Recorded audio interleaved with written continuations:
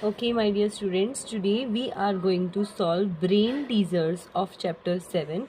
Question number 2, part 3. Part 2 तक कल वाली वीडियो में कंप्लीट कर लिया था. Today we are going to start from part 3 of second question. The second question is 13 times z minus 4 minus 3 times z minus 9 minus 5 times z plus 4 is equal to 0. हमें क्या करना है? We have to find the value of the variable z. कैसे find करेंगे?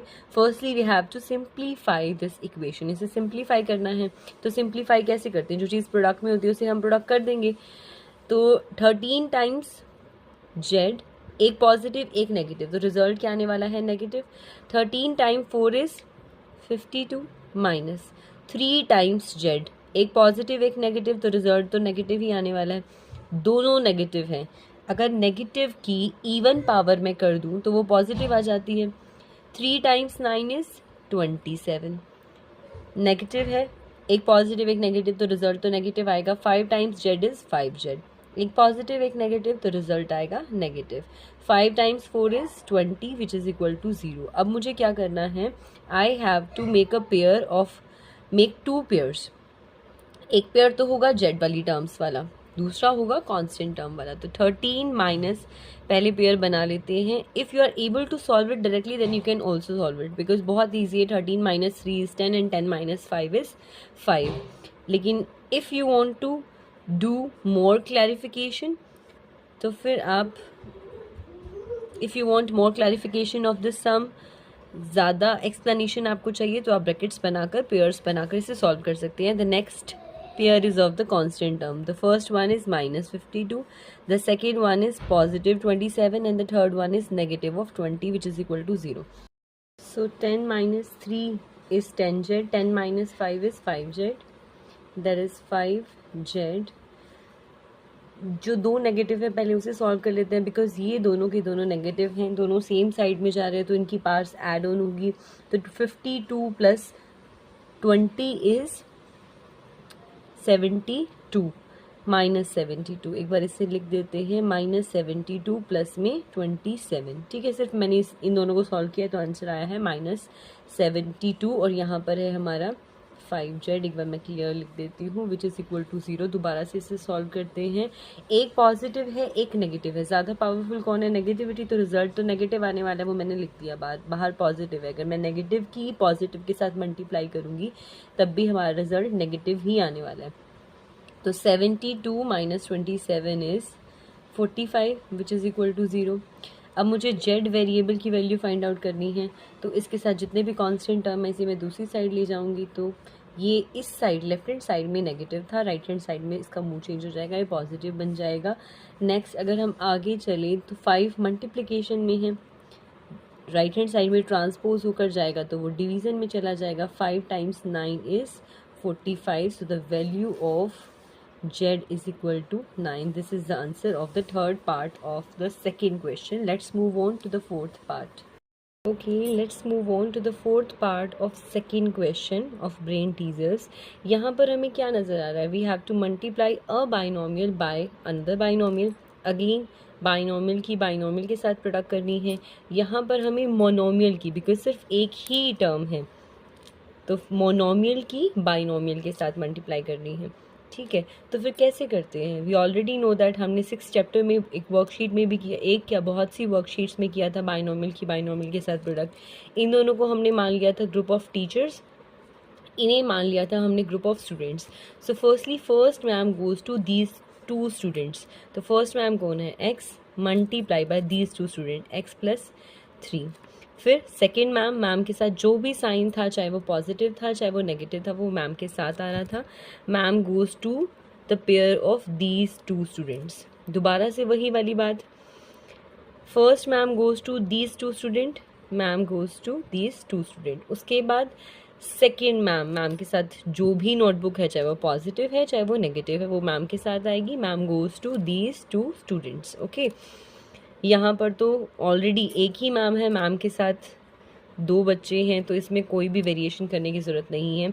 Now what we are going to do, we are going to apply the distributive property. Distributive property कैसे apply करते हैं?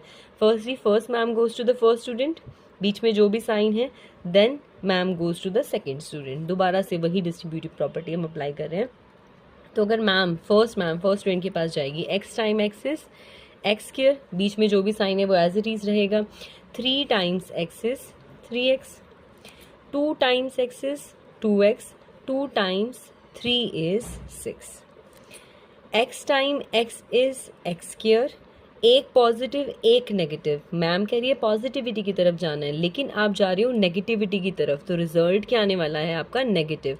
तो 2 टाइम्स एक्स इज 2x, ठीक है। Ma'am बोल रही है नेगेटिविटी की तरफ जाना है, आप पॉजिटिविटी की तरफ जा रहे हो, तो आपका रिजल्ट नेगेटिव आएगा। तो negative result 3 times x is 3x। Ma'am बोल रही है नेगेटिविटी की तरफ जाना है, आप भी नेगेटिविटी की तरफ जा रहे हो, तो आपका रिजल्ट पॉजिटिव आने वाला है। 3 टाइम्स 2 इज 6। यहाँ पर दोबारा से अपोजिट साइंस है, तो रिजल्ट क्या आएगा negative. 2x times x is 2x square, दोबारा से रिजल्ट नेगेटिव आएगा क्योंकि मैम बोल रही है नेगेटिविटी की तरफ जाना है और आप पॉजिटिविटी की तरफ जा रहे हो। तो 2x times x is 2x, ठीक है। Now what we are going to do, we are going to solve the equation. कैसे सॉल्व करेंगे, पहले x स्क्वायर की टर्म्स को हम एक पेयर में ले लेते हैं, फिर x की टर्म को, फिर कांस्टेंट टर्म को। So what are the terms of x square, these are x square and minus 2x square. Now we will take the terms of variable x. Now we will take the terms of x variable. तो वो terms कौन सी हैं? These are 3x plus 2x minus 2x minus 3x minus 2x, ठीक है। Now we will take the constant terms. वो क्या है? 6 plus 6. Okay तो x plus x square plus x square is 2x square, और उससे कैंसिल हो जाएगा। ये इसे सॉल्व करके लिख देते हैं, that is 2x square minus 2x square, ठीक है। x square plus x square is 2x square minus 2x square as it is. ये देखो 3x पॉजिटिव है, यहाँ पर 3x नेगेटिव है, मतलब जितने लड्डू आपको दिए गए थे उतने आपसे वापस छीन लिए गए या आपने खा लिए तो ख़त्म। यहाँ पर 2 लड्डूज मिले थे, 2 चॉकलेट्स मिली थी, 2 आपसे वापस ले ली गई, तो उसका खेल भी ख़त्म, या 2 आपने कंज्यूम कर ली, खा ली, तो बच क्या गया सिर्फ माइनस 2x। 6 प्लस 6 is 12 which is equal to 0। दोबारा से आपके पास 2x स्क्वायर पिज़्ज़ाज थे, वही आपने फिनिश कर दिए, 2x स्क्वायर ही खा लिया आपने जितने लाए गए थे, तो फिर वो भी फिनिश हो गया। तो बचा क्या, माइनस 2x प्लस 12। 2x वैसे तो हम वेरिएबल को नहीं छेड़ते बिकॉज ये यहाँ पर नेगेटिव है, इसलिए मैं इसे ट्रांसपोज कर रही हूँ, अदरवाइज मैं कांस्टेंट टर्म को ही करती। आप चाहे तो कांस्टेंट टर्म को भी कर सकते हैं, कोई प्रॉब्लम नहीं है। फिर माइनस से माइनस कैंसिल हो जाएगा बिकॉज 2x यहाँ पर पॉजिटिव है, राइट हैंड साइड में जाएगा तो उसका मूड चेंज हो जाएगा, वो नेगेटिव हो जाएगा। अब देखो 2x के साथ मल्टीप्लिकेशन में इसे ट्रांसपोज कर देंगे तो डिवीजन में हो जाएगा, तो 2 times 6 is 12। So what we will find, the value of x is 6. This is the answer what is required in this question. So let's move on to the next question. Question number 5. If you like our videos, then it is mandatory to like, share and subscribe so that हमें भी पता चले that you are liking our videos and our videos are useful for you. तभी आप उसे like share subscribe कर रहे हैं and we will get appreciation for that. So please like share and subscribe our videos. So let's move on to the 5th part of second question. 5th part में हमें क्या कहा गया है, हमारे पास एक इक्वेशन गिवन है जिसमें न्यूमिनेटर में भी अलजेब्रिक एक्सप्रेशन है और डिनोमिनेटर में भी। तो फिर हम क्या करेंगे, how we are going to solve it, we will do cross multiplication. तो क्रॉस मल्टीप्लिकेशन कैसे करते हैं, मैं यहाँ पर एज्यूम कर लेती हूँ अगर डिनोमिनेटर में कुछ भी नहीं है तो फिर मैं लिख सकती हूँ कि इसके डिनोमिनेटर में 1 है। तो क्रॉस मल्टीप्लिकेशन कर देती हूँ। 2x प्लस 14 मल्टीप्लाई बाय 1 तो सेम ही आने वाला है, तो 2x प्लस 14 ही आ गया which is equal to 4 times 3x plus 6, 4 times 3x plus 6, ठीक है। तो what we are going to do, we are going to simplify it। तो इससे तो किसी के साथ भी प्रोडक्ट नहीं करना, तो मैं इसे एज इट इज़ लिख देती हूँ। इस वाली 3x प्लस 6 इस इक्वेशन, इस अलजेब्रिक एक्सप्रेशन की इक्वेशन नहीं, इक्वेशन वो होती है जिसको किसी चीज़ के साथ इक्वेट किया गया हो, लेकिन अगर मैं 3x प्लस 6 की बात करूँ तो it is only an algebraic expression. तो इस अलजेब्रिक एक्सप्रेशन की 4 के साथ प्रोडक्ट करनी है तो कर लेते हैं। 4 times 3 is 12x, and 6 time 4 is 24, we already know that. तो मुझे अब क्या करना है, I have to find the value of the variable x। तो फिर उसके लिए मुझे क्या करना होगा, मैं एक साइड तो x वेरिएबल की टर्म्स को ले लेती हूँ और दूसरी साइड कांस्टेंट टर्म्स को ले लेती हूँ। तो 12 ज़्यादा पावरफुल है, ये बड़े मियाँ हैं, ये छोटे मियाँ। तो बड़े मियाँ की थोड़ी रिस्पेक्ट करते हैं, इनको इन्हीं की सीट पर रहने देते हैं। छोटे मियाँ को बोलते हैं कि प्लीज़ आप दूसरी साइड आ जाइए जहाँ पर बड़े मियाँ बैठे हैं, मतलब जहाँ पर बड़े घर के बड़े बैठे हैं तो घर के छोटों को वहाँ पर बड़ों के पास उठकर जाना चाहिए। तो छोटे जाएंगे, उनका मूड चेंज हो जाएगा, हम वहाँ पर टीवी देख रहे थे, एंजॉय कर रहे थे, आपने हमें बुला लिया, वैसे ऐसे हमें नहीं करना चाहिए, बट इसका मूड चेंज हो गया, ये पॉजिटिव था, ये नेगेटिव हो गया, ठीक है। अब क्योंकि मैंने राइट हैंड साइड में वेरिएबल टर्म्स ले ली हैं तो लेफ्ट हैंड साइड में मैं कांस्टेंट टर्म लूँगी। तो 14 तो ऑलरेडी लेफ्ट हैंड साइड में है, इसे हम नहीं छेड़ते। 24 राइट हैंड साइड में है, अगर मैं इसे ट्रांसपोज करूंगी to the left hand side तो इसका भी मूड चेंज हो जाएगा। तो ये पॉजिटिव था, ये नेगेटिव हो गया, ठीक है। तो 12 माइनस 2 इज 10x। 24 एक पॉजिटिव एक नेगेटिव, तो इनकी पावर क्या होने वाली है, डिक्रीज। तो 24 माइनस 14 इज 10, लेकिन ज़्यादा पावरफुल कौन है, नेगेटिविटी, तो रिजल्ट भी नेगेटिव ही आएगा। ओके, तो x यहाँ 10 यहाँ पर मल्टीप्लिकेशन में है, अगर मैं इसे ट्रांसपोज करूँगी जो मल्टीप्लिकेशन की ऑपरेशन के साथ कनेक्टेड होता है टर्म, कांस्टेंट टर्म, तो अगर वो दूसरी साइड जाती है तो फिर वो डिवीजन में चेंज हो जाती है ना। जो मल्टीप्लिकेशन में अगर मैं ट्रांसपोज कर दूंगी तो वो डिवीजन में चली जाएगी। तो 10 टाइम्स 1 इज 10, तो ये तो खत्म हो गया। तो value of x is -1। This is the answer, this is the required answer. Okay, let's move on to the sixth part of second question. Okay, let's move on to the sixth part of second question. यहाँ पर मुझे क्या नज़र आ रहा है, ये इधर न्यूमिनेटर और डिनोमिनेटर को ब्रेसेस में लिया गया है, यहाँ पे सिर्फ न्यूमिनेटर को लिया गया है, कुछ भी फ़र्क नहीं पड़ने वाला, दोनों के दोनों सेम हैं। तो अब हमारा स्टेप क्या होगा, अगर मेरे पास कोई भी इक्वेशन गिवन है जिसमें डिनोमिनेटर में कुछ है, तो डिनोमिनेटर में कांस्टेंट टर्म है, तो या फिर वेरिएबल एल्जेब्रिक एक्सप्रेशन भी है, तो मेरा फर्स्ट मोटिव क्या होता है कि डिनोमिनेटर को मैं बिल्कुल ख़त्म कर दूँ। तो डिनोमिनेटर को कैसे ख़त्म करते हैं, बाय टेकिंग एलसीएम। इसके नीचे कुछ भी नहीं है तो मैंने 1 एज्यूम कर लिया, क्योंकि अगर डिनोमिनेटर में कुछ भी नहीं होता तो मैं उसको 1 लिख सकती हूँ। तो एलसीएम ऑफ 1, 2 एंड 3, इसके नीचे भी मैं 1 मान लेती हूँ, 1, 2, 1, 3। तो 2 और 3 का एलसीएम कितना आ गया, 6। तो मैं मल्टीप्लाई कर दूंगी both sides by the LCM, या तो लिख लो मल्टीप्लाई बोथ साइड्स बाय 6, दोनों साइड्स को मैं 6 से मल्टीप्लाई कर देती हूँ। पहले a को अगर मैं 6 से मल्टीप्लाई करूँगी तो क्या आ जाएगा, 6 से। फिर a माइनस 1 बाई 2 को अगर मैं 6 से मल्टीप्लाई करूँगी तो क्या आएगा, a 6 multiply by a minus 1 divided by 2। अगर मैं 1 को 6 से मल्टीप्लाई करूँगी तो क्या आएगा, 6। अगर मैं 6 को a माइनस 2 बाई 3 से मल्टीप्लाई करूँगी तो क्या आएगा, 6 multiply by a minus 2 divided by 3। कुछ भी नहीं किया, सिर्फ और सिर्फ मैंने साथ में मल्टीप्लिकेशन में 6 लिख दिया, बिकॉज यहाँ पर मल्टीप्लिकेशन लिखने की ज़रूरत मुझे नहीं लग रही थी, तो मैंने मल्टीप्लिकेशन का साइन नहीं लगाया और डायरेक्ट लिख दिया। अगर आप चाहें तो आप मल्टीप्लिकेशन का साइन भी लगा सकते हैं। 2 टाइम्स 3 is 6, जो कैंसिल हो रहा है वो मैं कर देती हूँ। 3 टाइम्स 2 is 6। अब डिनोमिनेटर बिल्कुल वैनिश हो गया, यही हम चाहते थे। अब हमारे पास जितनी भी इक्वेशन बनी है वो सिर्फ बची है, वो सिर्फ न्यूमिनेटर में बची है। तो that is 6a minus 3 times 3 ही बचा ना, a minus 1 which is equal to 6 minus 2 times a minus 2। अब हम क्या करेंगे, we are going to simplify it, और सिंप्लीफाई तो हमें करना आता है। That is 6a as it is. 3 times a is 3a।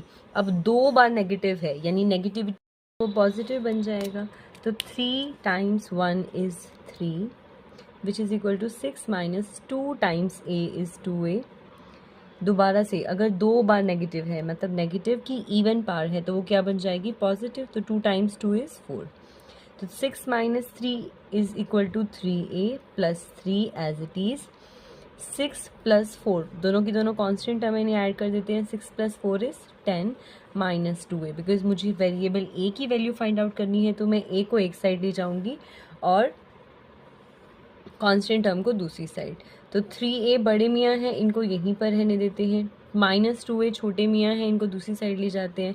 ये अपना मूड चेंज कर देंगे, पॉजिटिव बन जाएंगे। 10 3 यहाँ पर नेगेटिव है तो पॉजिटिव है, अगर दूसरी साइड लेकर जाऊंगी तो वो नेगेटिव हो जाएगा। 3 + 2 = 5 है विच इज़ इक्वल टू 10 - 3 = 7। तो ए की वैल्यू फाइंड आउट करनी है। 5 यहाँ पर मल्टीप्लिकेशन में, इस साइड लेकर जाएंगे तो डिवीजन में आ जाएगा। So that is the answer. 7/5 is the value of A. Let's move on to the next part, that is 7th part. Let's move on to the 7th part of second question. इस part के अंदर क्या है, यहाँ पर हमें जो equation given है यहाँ पर भी डिनोमिनेटर है। तो फर्स्ट स्टेप हमारा क्या होता है, जैसे ही हमें डिनोमिनेटर नज़र आए वो भी कांस्टेंट टर्म्स में, तो हम क्या लेते हैं, LCM. So let's take LCM. किसका एलसीएम लेंगे, 6, 3, 4 और 12, इन सब का एलसीएम कितना आने वाला है, 12। तो मल्टीप्लाई कर देंगे लेफ्ट हैंड साइड और राइट हैंड साइड को 12 से। तो 12 से इसको मल्टीप्लाई करो, पहले फर्स्ट टर्म को करते हैं 12 टाइम्स x + 2 / 6। बाकी सब कुछ एज इट इज, सिर्फ मुझे 12 से मल्टीप्लाई करना है। इस वाली टर्म को करेंगे, अंदर चली जाऊँ, नहीं बाहर ही रहते हैं।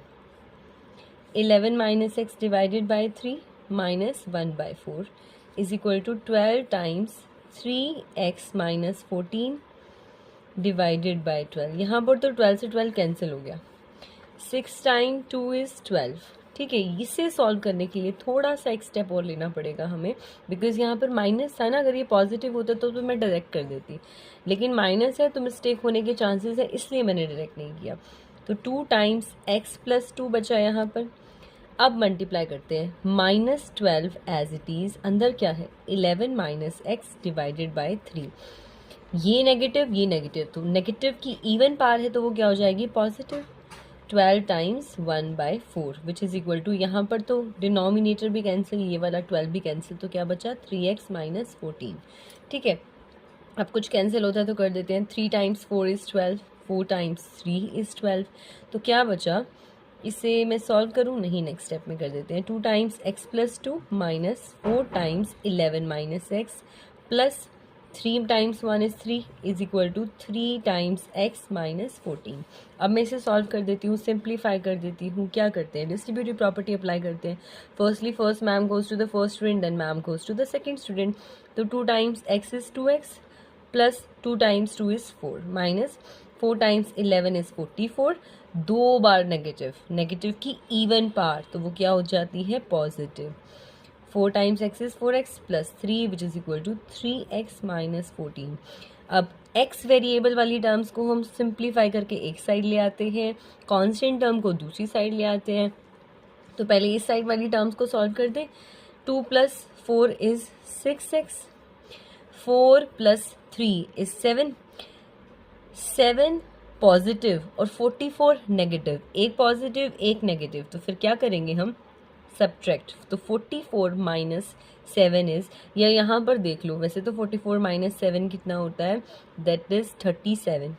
ईजी तरीका, 4 में से 44 सब्ट्रैक्ट करने हैं। ठीक है, एक पॉजिटिव एक नेगेटिव, तो रिजल्ट तो आने वाला है negative.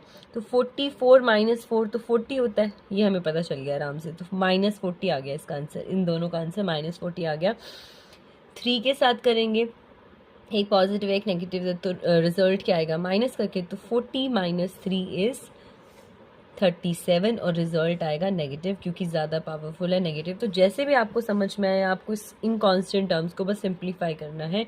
You can use your method which is equal to 3x - 14।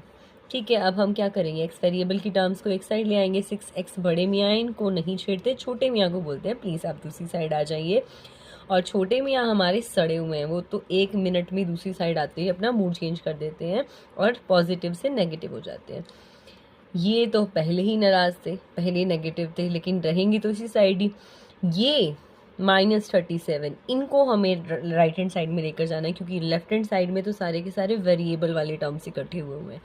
तो 37 को जब मैं दूसरी साइड लेकर जाऊंगी तो वो तो हो जाएगा पॉजिटिव। चलो कोई तो खुश हुआ।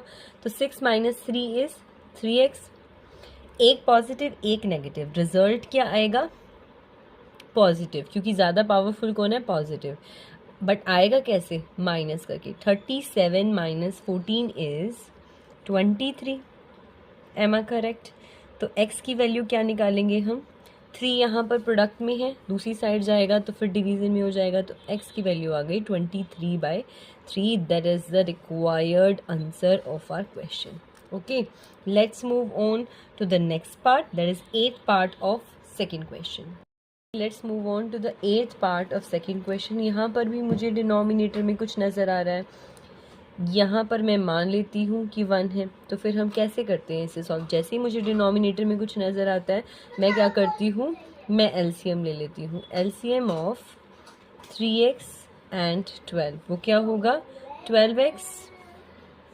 ओके, तो we will multiply left hand side and right hand side by the LCM. तो मैं 12x से किसे मल्टीप्लाई करूँगी, पहले 2/3x को, फिर 12x से 1 को, 1 से मल्टीप्लाई करने की ज़रूरत है नहीं, चलो लिख दिया तो लिख देते हैं, फिर 12x को 1/12 से। ठीक है, तो x से x कैंसिल हो गया, 3 टाइम्स 4 इज़ 12, 12 से 12 कैंसिल हो गया, तो क्या बचा 4 times 2 is 8 minus 12x times 1 is 12x is equal to, सिर्फ यहाँ पर x बचा। तो नेक्स्ट स्टेप मेरा क्या होता है, मुझे x वेरिएबल को एक साइड लेकर आना होता है, x वेरिएबल की टर्म को और कांस्टेंट को एक साइड। अब यहाँ पर मुझे नेगेटिव दिख रहे हैं बड़े मियाँ, बड़ों को कभी भी नाराज़ नहीं करना चाहिए, कभी भी नेगेटिव नहीं करना चाहिए, तो इनकी साइड हम चेंज कर देते हैं। 8 को हम यहीं पर पड़ा रहने देते हैं, ये यहाँ पर नेगेटिव था, उस साइड जाएगा वो पॉजिटिव हो जाएगा। तो 12 minus 1 is 13x which is equal to 8। तो what is the value of x, that is 8/13, क्योंकि 13 यहाँ पर मल्टीप्लिकेशन में था, इधर आया तो डिवीजन में हो गया। That is the answer, that is the required answer. Let's move on to our third question. Third question क्या कह रहा है, the numerator of a fraction, जो न्यूमिनेटर है किसी फ्रैक्शन का, is 6 less than the denominator, वो उसके डिनोमिनेटर से 6 लेस देन है। If 3 is added to the numerator, अगर मैं न्यूमिनेटर में 3 ऐड कर दूं, the fraction becomes equal to 2/3, तो जो नया फ्रैक्शन है वो 2/3 बन जाएगा। फाइंड द ओरिजिनल फ्रैक्शन, तो जो चीज़ हमें फाइंड आउट करनी होती है हम उसे ही एज्यूम करते हैं, लेकिन अगर हम फर्स्ट लाइन को देखें तो उसमें क्या लिखा हुआ है, the numerator of a fraction is 6 less than the denominator, कि अगर मुझे डिनोमिनेटर की वैल्यू पता चल जाती है तो मैं न्यूमिनेटर की वैल्यू फाइंड आउट कर सकती हूँ। तो फिर मैं सिर्फ डिनोमिनेटर को एज्यूम कर लेती हूँ। Let the denominator of the fraction, fraction का डिनोमिनेटर मैं क्या मान लेती हूँ x है। तो इसने क्या बोला, numerator of the fraction is 6 less than the denominator. ठीक है, तो इसका न्यूमिनेटर क्या होगा, numerator of the fraction 6 less than denominator से, डिनोमिनेटर क्या है x, अगर मैं इसमें से 6 लेस कर दूं तो फिर मेरे पास न्यूमिनेटर आ जाएगा। तो फिर अब मेरे पास फ्रैक्शन क्या बन गया, सो फ्रैक्शन क्या बना, न्यूमिनेटर बाय डिनोमिनेटर, तो न्यूमिनेटर तो नीचे लिखा हुआ है मैंने, बाय डिनोमिनेटर।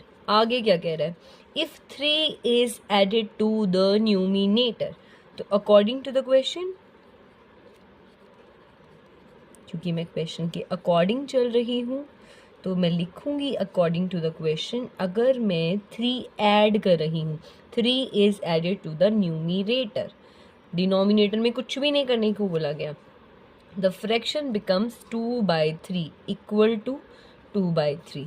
अब जैसे ही मुझे डिनोमिनेटर में कुछ नज़र आता है, अगर वो कांस्टेंट टर्म होती है तो मैं एलसीएम ले लेती हूँ, बट यहाँ पर तो मेरे पास वेरिएबल है, so what I am going to do, आप चाहें तो यहाँ पर आप एलसीएम भी ले सकते हैं, कोई प्रॉब्लम नहीं है। आप चाहें तो इसे एलसीएम लेकर सॉल्व कीजिए या फिर आप इसे क्रॉस मल्टीप्लिकेशन कीजिए, it depends completely on your wish. लेकिन आपकी प्रेफरेंस क्या होनी चाहिए, अगर डिनोमिनेटर में वेरिएबल है तो आप क्रॉस मल्टीप्लिकेशन कीजिए, और अगर सिर्फ डिनोमिनेटर में कांस्टेंट टर्म्स हैं तो आप एलसीएम ले लीजिए। ठीक है, तो पहले एक बार थोड़ा सा सिंप्लीफाई कर देती हूँ मैं।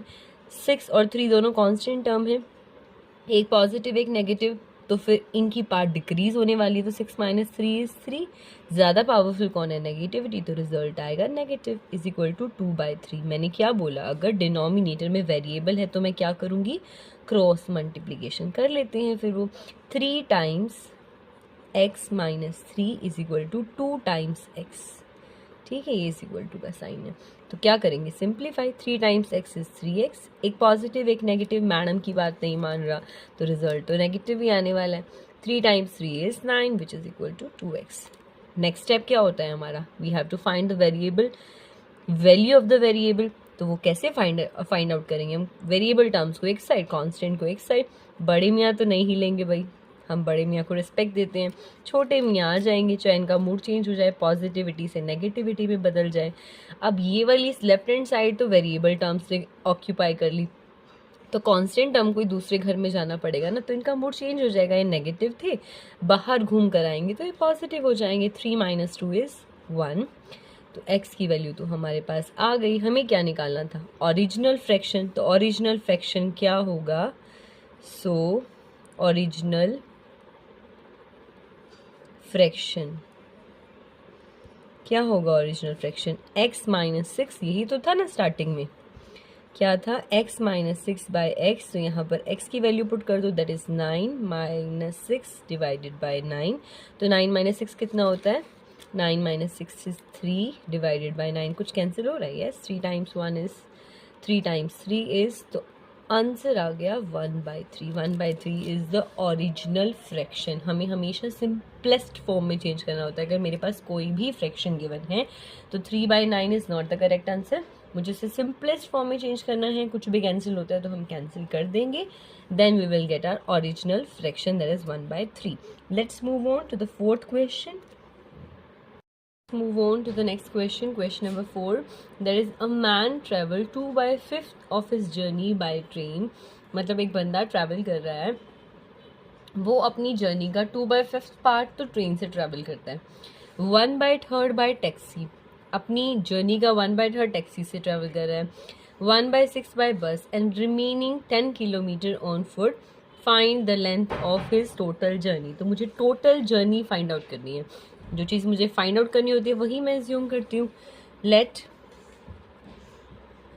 द लेंथ, जो लैंग्वेज क्वेश्चन में लिखी गई है वही हम यूज़ कर रहे हैं, length of his total journey या length of total journey. Let length of total journey कितनी मान लूँ, x मान लूँ, y मानिए y मान लो, x मानिए x मान लो। आंसर जो यूनिट यूज़ की गई है वो किलोमीटर में है, तो यहाँ पर भी मैं किलोमीटर में यूज़ कर लेती हूँ। ठीक है, तो पहले क्या कहता है, ट्रेवल्ड बाय ट्रेन 2/5, मतलब अपनी पूरी जर्नी का 2/5 तो उसने ट्रेन से ट्रेवल किया है। तो लिख देते हैं डिस्टेंस या फिर लेंथ। आपने ऊपर लेंथ यूज़ किया था तो यहाँ पर लेंथ भी यूज़ कर सकते हैं। Length travelled by train, train से कितना ट्रेवल किया है, 2/5 of the total journey. Total journey तो x है, तो 2/5 ऑफ x। किलोमीटर लिखना बहुत ज़रूरी है। Distance travelled by taxi, taxi से कितना ट्रेवल किया है इसने, 1/3, 1/3 ऑफ x किलोमीटर। 1/6 बाय बस, बस से कितना ट्रेवल किया है, 1/6 of x kilometre. Remaining on foot, तो distance travelled on foot, on foot मतलब पैदल, कितना डिस्टेंस ट्रेवल किया है, 10 किलोमीटर। ठीक है, find the length of his journey. तो according to the question, according to the question लिखने की भी क्या ज़रूरत है, हम ऐसे भी लिख सकते हैं टोटल जर्नी क्या होगी, जितना ट्रेन से ट्रैवल किया प्लस टैक्सी से ट्रैवल किया प्लस बस से ट्रैवल किया प्लस ऑन फुट ट्रैवल किया, तो इन चारों को ऐड कर दो। तो that is 2/5x plus 1/3x plus 1/6x plus 16 is equal to x। ठीक है, अब मैं हर सम में क्या करते हैं हम, अगर डिनोमिनेटर में कोई भी कांस्टेंट टर्म हो तो हम सबसे पहले क्या लेते हैं, एलसीएम। तो 5, 3 और 6 का एलसीएम क्या होगा, 30। तो multiply left hand side and right hand side bye 30। इसको अगर मैं 30 से मल्टीप्लाई करूँगी, 30 multiply by 2/5x, 30 multiply by 1/3x, 30 multiply by 1/6x, 30 multiply by 10, 30 multiply by x। तो मैंने हर टर्म को 30 से मल्टीप्लाई कर दिया। अब जो कुछ कैंसिल आउट होता है हम कैंसिल कर देते हैं। 5 times 6 is 30, 3 times 10 is 30, 6 time 5 is 30 और कुछ भी कैंसिल नहीं हो रहा, डिनोमिनेटर वैनिश हो चुका है, यही हम चाहते थे। 6 time 2 is 12, x as it is. 10 times 1 is 10, x as it is. 5 times 1 is 5, x as it is. 30 times 10 is 300. 30 times x is 30x. तो अब हम क्या करेंगे, वेरिएबल्स वाली टर्म को एक साइड और कांस्टेंट टर्म को दूसरी साइड। पहले इसे थोड़ा सॉल्व कर देते हैं। 10 plus 12 is 22, 22 plus 5 is 27, x plus 300 is equal to 30x। अब बड़े मियाँ को तो हमारी छेड़ने की हिम्मत है नहीं, हम छोटे मियाँ से रिक्वेस्ट करेंगे कि आप दूसरी साइड चले जाइए। तो ये साइड तो कांस्टेंट टर्म की है, तो 300 तो एज इट इज़ आ गया। बड़े मियाँ अपनी जगह से नहीं हिलेंगे, छोटे मियाँ हिलेंगे, इनका मूड अपसेट हो जाएगा। ये पॉजिटिव थे, उधर आए तो नेगेटिव हो गए। तो 30 minus 27 is 3x which is equal to 300। 3 यहाँ पर मल्टीप्लाई में है, अगर दूसरी साइड जाएगा तो डिवाइड में हो जाएगा। तो 300 divided by 3 is equal to 100। तो x की वैल्यू क्या आ गई हमारे पास, 100। तो टोटल जर्नी कितने किलोमीटर्स की थी, 100 किलोमीटर्स की। That is the answer of our fourth question. Let's move on to the fifth question. Let's move on to our fifth question. Question क्या कह रहा है, a table cost ₹200 more than a chair. मतलब जो table की coast है वो 200 ज़्यादा है चेयर की कोस्ट से। The price of 2 tables and 3 chairs is 1400। मतलब मैं अगर 2 टेबल और 3 चेयर्स परचेज करने जाऊँ then I have to pay 1400 rupees. Find the cost of each. तो जो मुझे फाइंड आउट करना होता है वही मैं अस्यूम करती हूँ, लेकिन मुझे फर्स्ट लाइन में क्या नज़र आ रहा है, that a table cost 200 more than a chair. कि अगर मुझे चेयर की कोस्ट पता चल जाए तो मैं टेबल की कोस्ट बता सकती हूँ, तो मैं चेयर की एज्यूम कर लेती हूँ। Let the cost of chair, chair की कोस्ट रुपीज़ में मान लेते हैं, रुपीज़ एक्स मान ले। So the cost of table, table की कोस्ट क्या हो जाएगी, हमें क्या गिवन है, टेबल की कोस्ट जो है वो 200 रुपीज़ मोर देन है चेयर से, तो x में 200 ऐड कर देते हैं। So this is the cost of table.